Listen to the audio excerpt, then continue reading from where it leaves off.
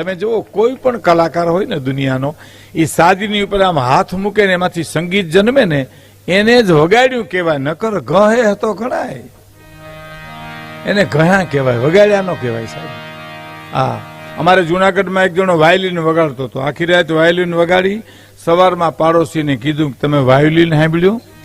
પાડોશી કે તમે વાયોલિન વગાડતા હતા? તો કે હા. તો હું તો મારા હિંડોરાના કડામ તેલ પૂરી પૂરીને થાકી ગયો ભાઈ, મને હું ખબર કે તમે વાયોલિન વગાડો છો. કેવું વહેરું ગયું છે. પણ સંજય ડાભી સરસ વગાડે, બેન્જો સંગત કરે છે, સાગરદાન ગઢવી તબલા ઉપર સંગત કરે છે, રવિદાન અને મહેશ ગઢવી બે ગઢવી ભાઈઓ, અમે આજ ગઢવીનું ગ્રુપ છે આખું, એ બે મજીરાના માનીગર છે. હા, 5-5 રૂપિયા ભારના મજીરા વગાડે પર શેર સોનાના કરીને દેખાડે સાહેબ. હા, આપણા સૌરાષ્ટ્રમાં બહુ માયતમ ન હોય, ગામડે ગામડે ભજન ગાયને મજીરા વગાડે, પણ મદ્રાસ, કલકત્તા, એમાં લંડન, અમેરિકા જાય કિશોરભાઈ એ બાજુ અમેરિકામાં તે મજીરા વગાડે તો આમ માણસની આમ ચેકલાના પોટાની જેમ આંખું ફાટી રહી સાહેબ. આમ ઓહ, મને તો એક જણાએ કીધું, મુંબઈમાં કીધું મને એક જણે કે તમે હું બોલ્યા, હું ગાયું, મેં કાંઈ સાંભળ્યું જ નથી. લ્યો, તમે ક્યાં ગયા હતા? મને કે હા મેં જ હતો. કાંઈ સાંભળ્યું નહીં. કા મને કે તમામ મજીરા વાળા હમ જોયા કર્યો, માથામાં કઈ લાગે કઈ લાગે કઈ લાગે. ખુદાનભાઈ એને લાગવા જ ન દીધું. મેં કીધું એમ લાગવા દે તો એવડા ક્યાં થયા હોય? હા, એ જ ખૂબી છે, નો લાગવા દે ઈ જ. પણ મેં તમને ફરીવાર કીધું એમ કહું, શેર સોનાના કરી અને દેખાડે એવા બે મજીરાના વાદક રવિદાન ગઢવી અને મહેશદાન ગઢવી, આ કલાકારોથી અમે અમારું સાહિત્ય અમે રૂડા લાગીએ છીએ. તો હવે આ મહત્વની કડી, છેલ્લી કડી, કહે હરી દાન હરીને માર્ગડે જહાલો રે. કહે હરિદાન હરીને માર્ગડે જાળ. હરિનો માર્ગ એટલે નીતિનો માર્ગ, સત્યનો માર્ગ, ન્યાયનો માર્ગ, માણહાઈનો માર્ગ, એ હરિનો માર્ગ, સંસ્કૃતિનો માર્ગ. મને નાગપુર પટેલ સમાજમાં હું ગયો નાગપુર, તો મને એક પ્રશ્ન કર્યો હતો, તમે સંસ્કૃતિ બહુ ઓરો, સંસ્કૃતિ એટલે શું? મેં કીધું ભૂખ લાગે ને ખાવું પડે ને પ્રકૃતિ કહેવાય, ખાધા પછી પડીકી લેવી પડે તેને વિકૃતિ કહેવાય, અને થાળીમાં એક જ રોટલો પડ્યો ને અતિથિ આવી જાય ને રોટલો ખવડાવી દે ને પોતે એમને બધું કાઢી નાખે, એનું નામ સંસ્કૃતિ કહેવાય છે. આથી મેં થોડું વોલ્યુમ આપજો, થોડું વોલ્યુમ, થોડું, એકદમ થોડું. સંસ્કૃતિ, બસ. ભારતની સંસ્કૃતિ કેવી ખબર? એ કવિતા સાંભળજો. શબ્દ એક શોધો ને તો આખી સંહિતા નીકળે આ દેશમાં. શબ્દ એક શોધો આખી સંહિતા નીકળે, કુવો એક ખોદો આખી સરિતા નીકળે સાહેબ. આ દેશ આપણો ભારત. ફરીવાર સાંભળજો. શબ્દ એક શોધો આખી સંહિતા નીકળે, કુવો એક ખોદો આખી સરિતા નીકળે, અને જુદી તાસીર છે ભારતની ધરતીની કે મહાભારત વાવો અને ગીતા નીકળે. જુદી તાસીર છે આ ભારતની ધરતીની કે મહાભારત વાવો અને ગીતા નીકળે. અને હજી ક્યાંક ધબકે છે લક્ષ્મણની રેખાઓ, જ્યાંથી રાવણો બીતા બીતા નીકળે. હવે સાંભળજો. જનક જેવા આવી અને હળ હાંકે તો હજી આ ધરતીમાંથી સીતા નીકળે સાહેબ. જનક જેવા આવી અને હળ હાંકે તો હજુ આ ધરતીમાંથી સીતા નીકળે, અને કૃષ્ણના ટેરમાં આવી અને ફંફોળે તો વાંસળીના ટુકડા હજી સજીતા નીકળે. અને છે ભોજને કાલિદાસના ખંડેરો, ભારતના ખંડેરો એટલે છે ભોજને કાલિદાસના ખંડેરો, જરીક જ્યાં ખોતરો ત્યાં કવિતા નીકળે સાહેબ. આ દેશની સંસ્કૃતિ છે. તો કહે હરિદાન હરિને માર્ગડે જ હાલો. હરિનો માર્ગ એટલે નીતિનો માર્ગ, માણહાઈનો માર્ગ. મને એક જણે કીધું કે સમાજની સેવા કરવી ભીખુદાનભાઈ, કોક રસ્તો બતાવો. મેં કીધું કોઈને નડો માં, બસ આ સેવા શરૂ થઈ ગઈ છે. મને એક જણે કીધું સારા કામમાં થોડાક રૂપિયા વાપરવા. મેં કીધું લેણા વાળા હોય એના દઈ દો, જેના લીધા હોય એને પેલા આપી આવો, બસ આ હારામાં સારું કામ છે. બે જ કામ હારામાં હારા. આપણે કોઈને નડીએ નહીં, અને જેનું લીધું હોય ને દૂધે. આપણે ત્યાં થાપણી કહેવાતી ખબર હોય તો, થાપણી એટલીની વ્યાખ્યા યુવાન વર્ગને, આપણે ભણેલા ઘણા વર્ગ ન હોય કે થાપણી કોને કહે. થાપણી એટલે એ કે કિશોરભાઈ મારી પાસે જે રૂપિયા મૂકી ગયા એ જ રૂપિયા હું કિશોરભાઈને પાછા આપું, એને થાપણી કહેવાય. સાહેબ, રોલ કરે એને થાપણી નો કહેવાય. ઈનો ઈ દાગીનો એને મળે, ઈના ઈને પૈસા મેં એને આપ્યા હોય મને પાછા આપે, એને થાપણી આપણે ત્યાં કહેવાતી. પણ ખેર, હા, તાર વિનાનો કે સંતુરનો તોડી શકો, પણ મોરના ટવકાને એમ નો તોડી શકો. હા, વાજિંત્રને બસુરું કરવું હોય તો તાર ઢીલો પોચો કરી નાખો, વાજિંત્ર બસુરું થઈ જાય. તબલાને બસુરું કરવું હોય તો તમે બે હથોડી આંખ ઊંધી કે આમ હમી મારો તો બસુરું થઈ જાય. તાર વીણાનો કે સંતુરનો તોડી શકો એટલે બસુરું કરી શકો, મોરના ટવકાને તમે ન તોડી શકો, એને બસુરો ન કરી શકો. આ આંબે બોલે અને તમે પાણો મારો એટલે આંબે લીમડે જાય, પણ બોલે સૂરમાં, કારણ કે કુદરતની સંપત્તિ છે સાહેબ, એને તમે બસુરી ન કરી શકો. અને સાંભળજો, લતા મંગેશકર ગાતા હોય તો ચોક્કસ એમ કહેવાય કે કોયલ જેવું ગળું છે, પણ કોયલ બોલતી હોય તો એમ ન કહેવાય કે લતા મંગેશકર જેવું ગળું છે.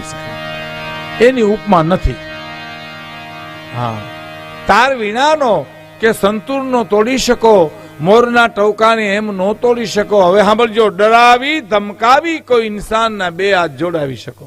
ડરાવી ધમકાવી કોઈ ઇન્સાનના બે હાથ જોડાવી શકો, પણ સિંહના પંજાને એમ ન જોડાવી શકો.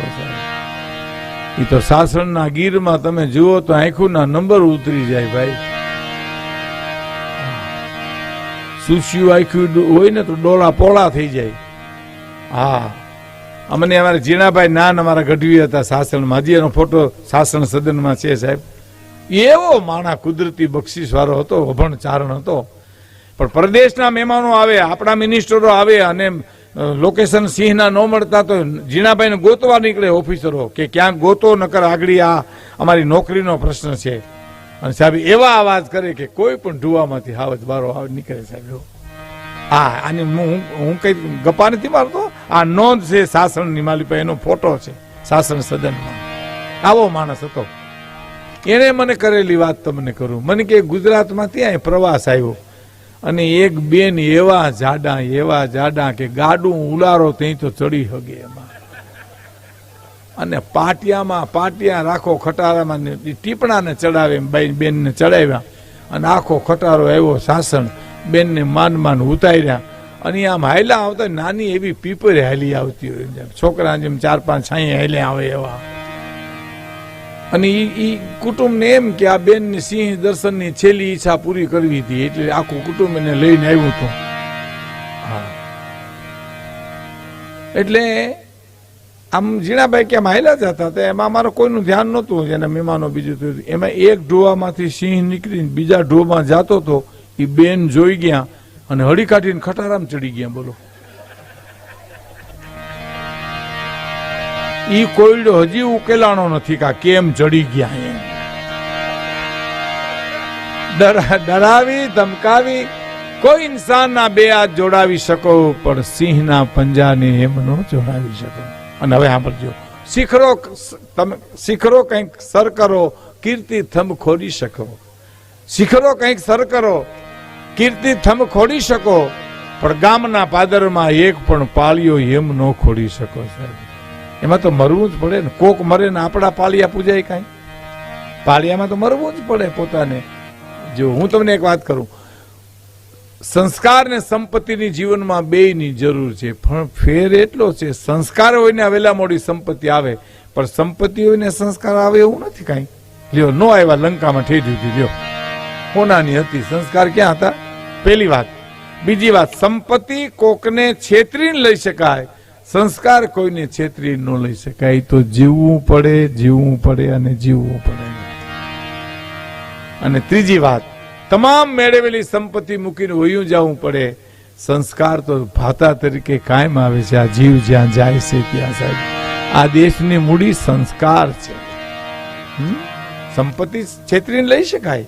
હા, એક જણાને એટલું કીધું કે 100 રૂપિયા ઉછીના દ્યો ને તો હું તમને બરાબર ઓળખતો નથી. ઓલો કે બરાબર ઓળખે ને કોઈ દેતું નથી,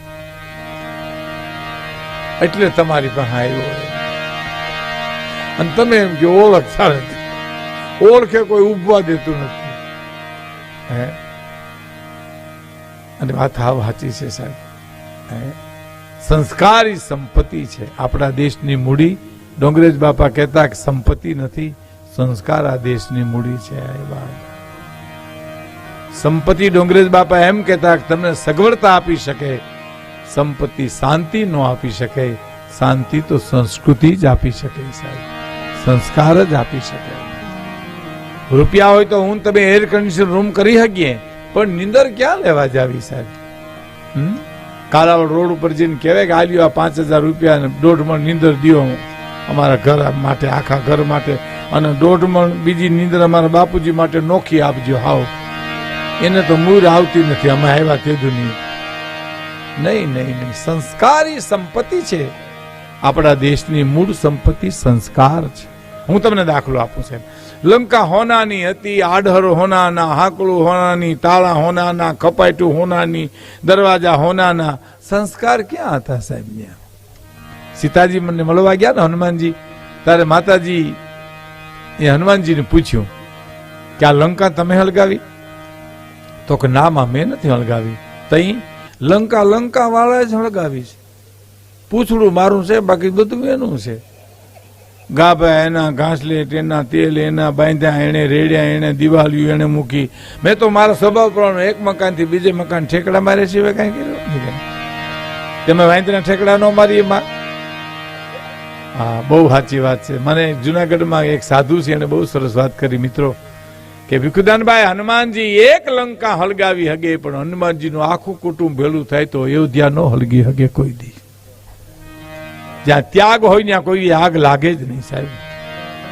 જ્યાં ત્યાગ હોય, રામ કે અયોધ્યા સતા હું ન રાખું, લક્ષ્મણ કે હું ન રાખું, ભરત કે હું ન રાખું, શત્રુઘ્ન કે હું ન રાખું, ચિત્રકૂટના ઘાટની ઉપર ફૂટબોલના દડાની જેમ